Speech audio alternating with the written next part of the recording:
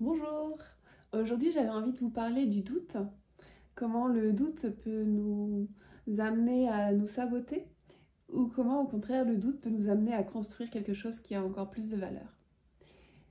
Est-ce que ça vous arrive de vous lancer dans un projet? Alors ça peut être quelque chose de personnel, ça peut même être un voyage ou une relation, ça peut être quelque chose de professionnel, commencer un nouveau travail ou alors un nouveau projet.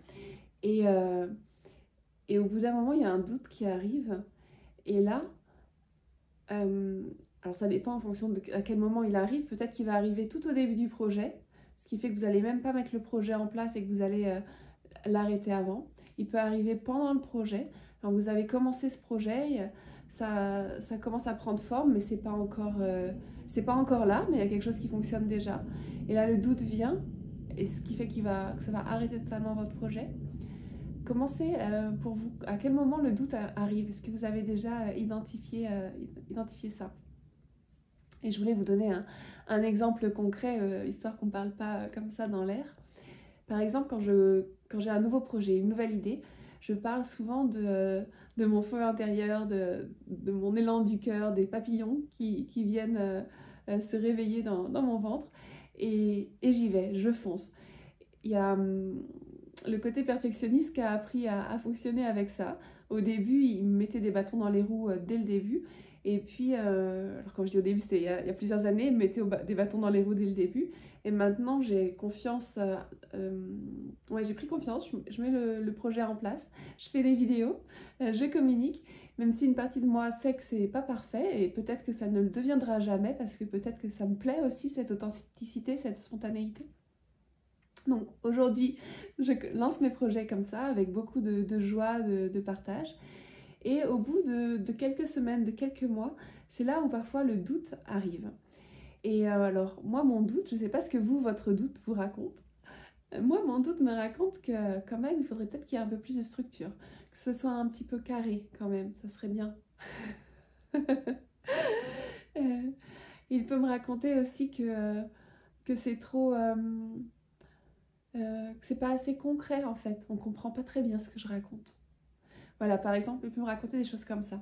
Et quand je laisse le doute me dire ça sans l'interroger davantage, je peux y croire parce que d'un côté, il a raison aussi. Et il y aurait là le danger que j'arrête mes projets.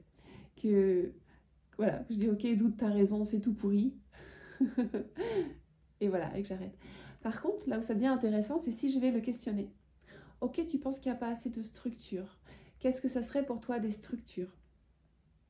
Comment penses-tu que je peux apporter plus de structure à ce que je propose?